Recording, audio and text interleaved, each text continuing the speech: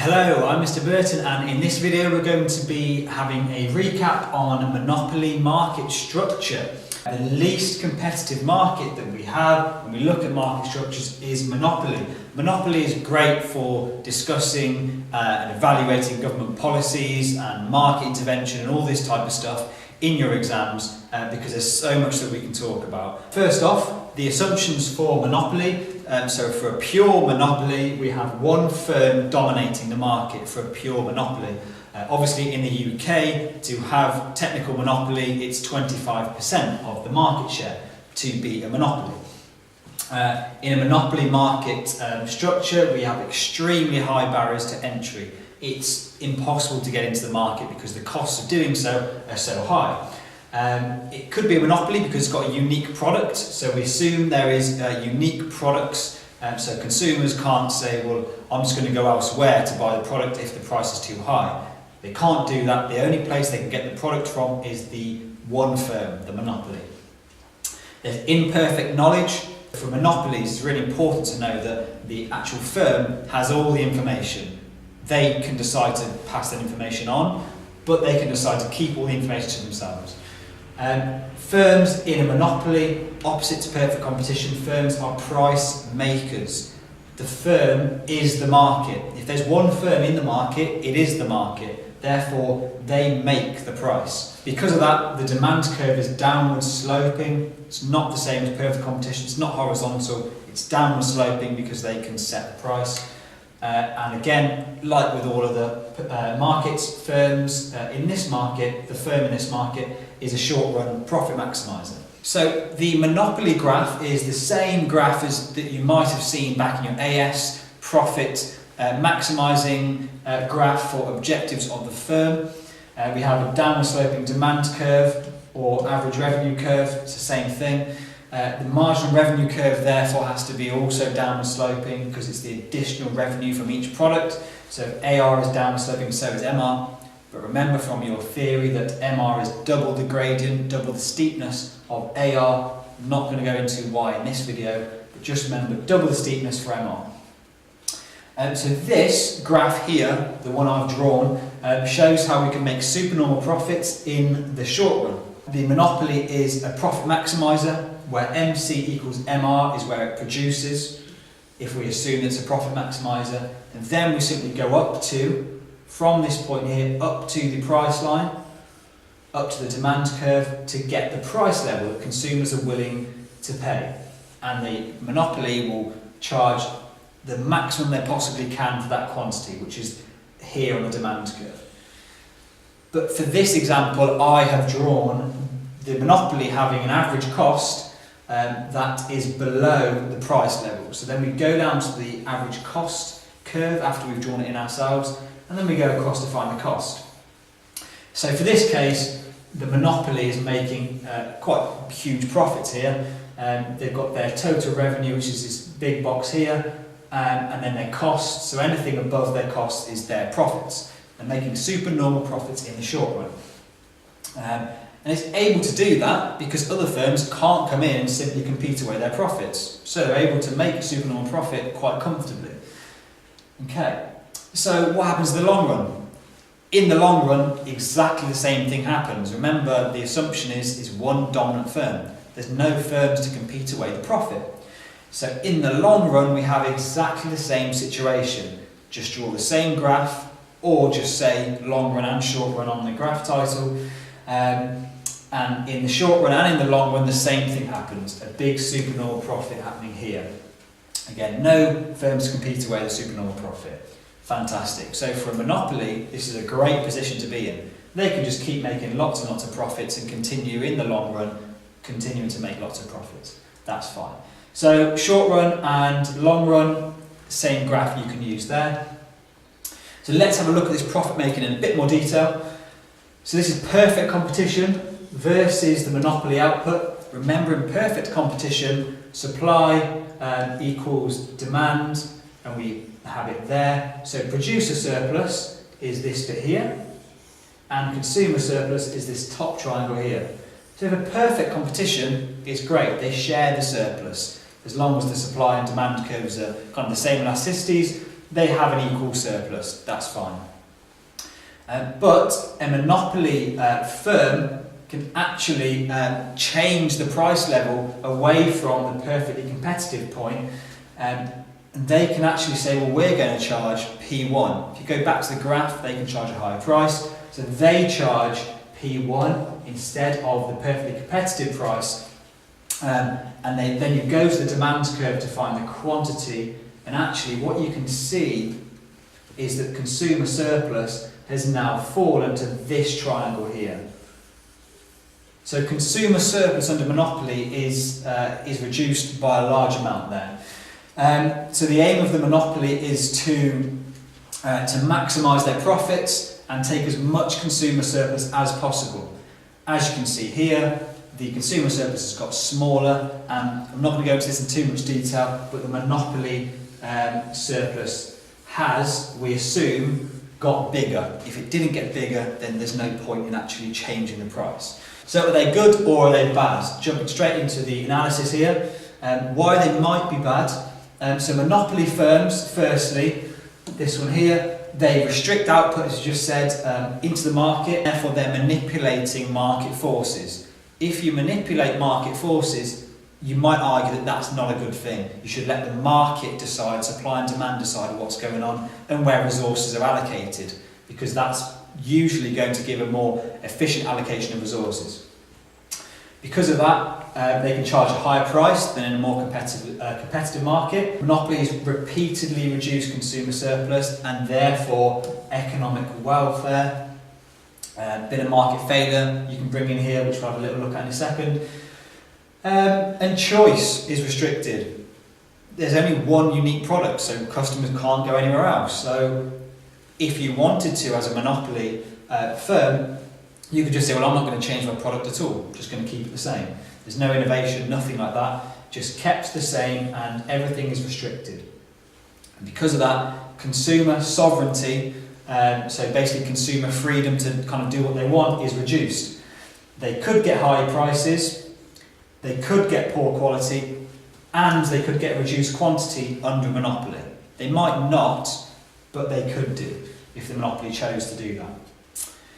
So one would argue here that higher prices and lower quantities, so we've got the perfectly competitive point.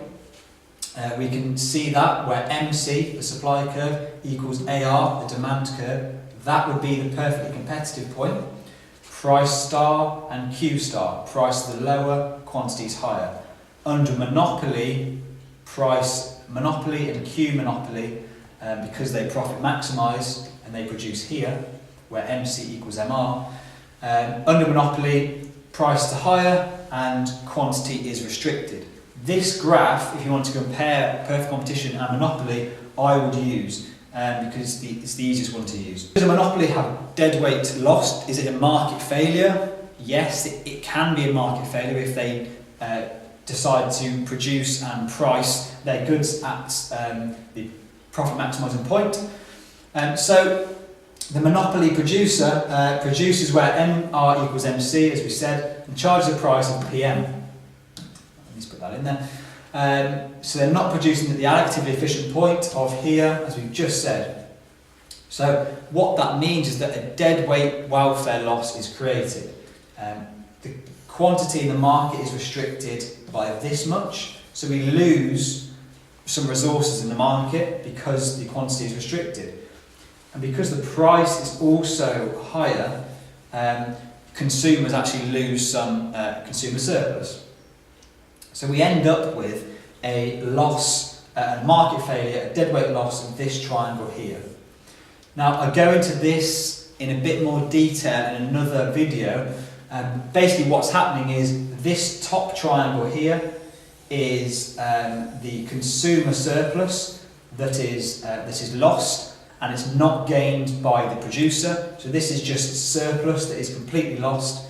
And this bottom triangle here, this little triangle here, is the efficiency loss. It's saying, well actually, firms, if this was a perfectly competitive market, the firm would actually be producing at a lower price and producing more. There's actually an efficiency loss here as well. And the overall triangle is the deadweight welfare loss. So a loss of surplus, so surplus lost, and we've got efficiency loss as well. And efficiency loss, which make up the deadweight welfare loss from a monopoly acting as a monopoly. Now, how can we actually split up monopolies? Well, we could deregulate the market as a whole, bring down barriers to entry, make it easier for firms to come in, open them up to private firms to come in to start competing. And this might encourage lots more entry into the market, and therefore we can start to see that competing away of supernormal profits. Nationalisation, we're actually saying, well, this monopoly is working against the consumer's interest, so the government just takes it over. Says we're going to now be the monopoly.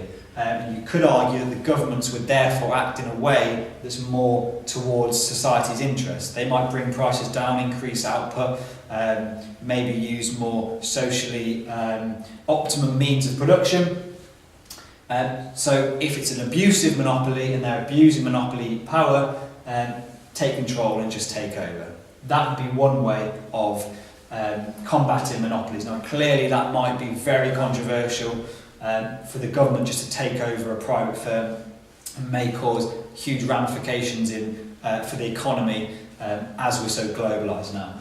Prohibiting mergers, so saying, well, actually that monopoly isn't working in the best interest of consumers, but it might not be a pure monopoly at this stage, it might just be over 25%. So it's acting in a monopoly way, so it's got monopoly market power, but it's not a pure monopoly.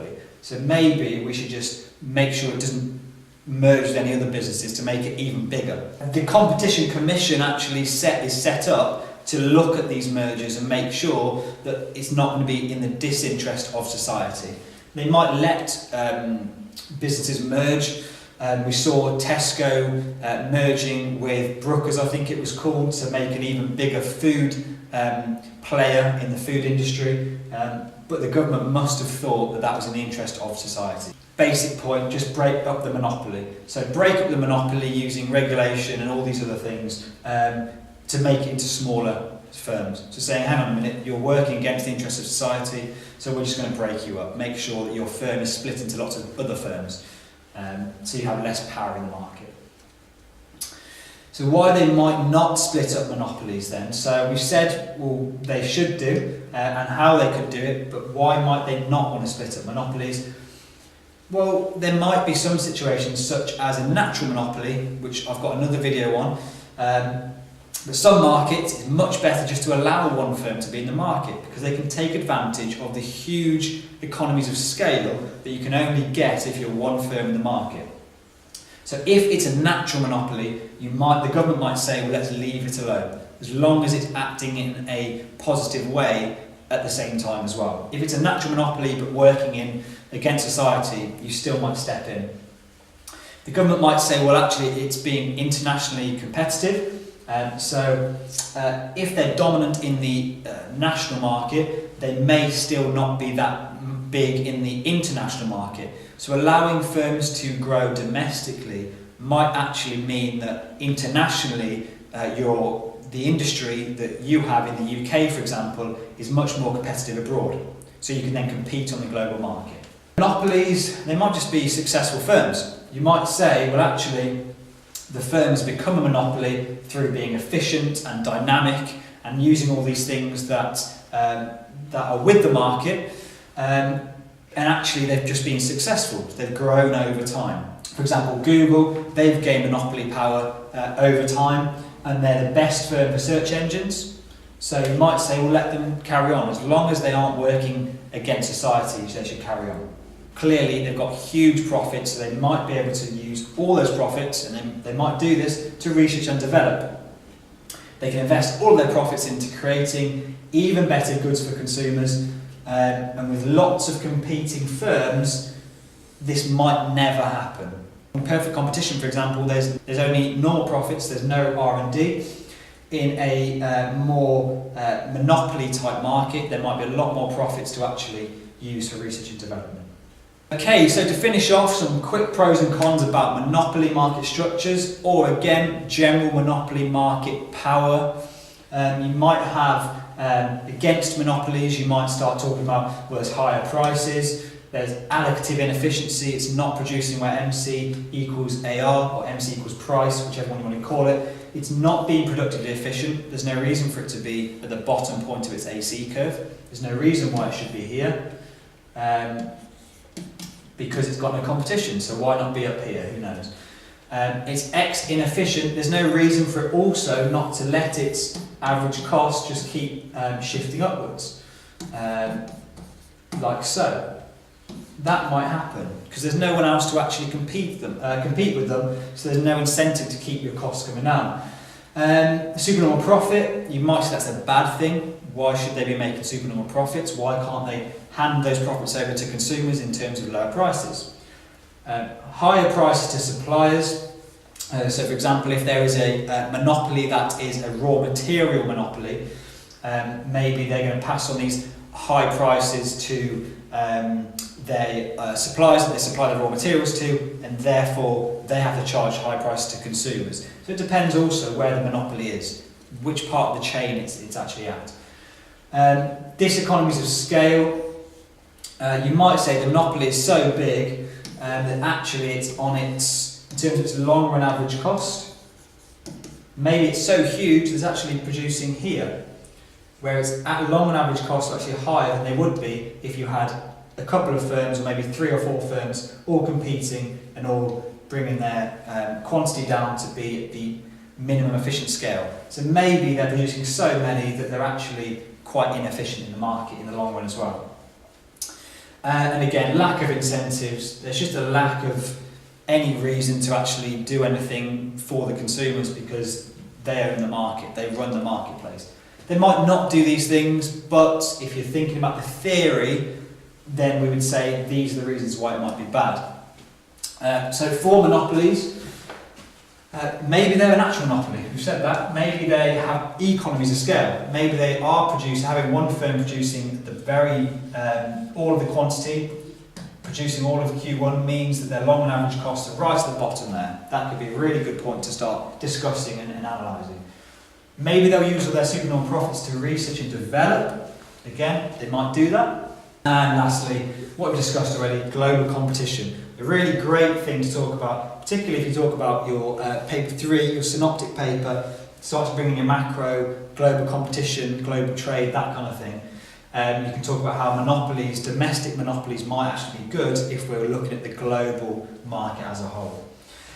Lastly, don't forget, it all depends. It depends on whether they are acting in a bad way for society. It depends whether they are maybe use all that monopoly power to decrease prices and to increase output to make everyone happy and better off. It depends how they act. Some of these things you could say are definitely true. Some of these things you could say are definitely true. But you need to put it in context. If you're talking in your exam, put it in context, otherwise it's just theory. And you're never going to get past just the basic analysis. Saying, well, it depends on what context we're in is actually going to get you your evaluation marks here. Okay, that's monopoly. I've got other videos on natural monopoly, price discrimination, and other things that I haven't covered for this, but this is just a run through of the basic points you might need in your exams. I hope you enjoyed the video. Please like and subscribe below and comment for any other topics you want me to cover in my next videos.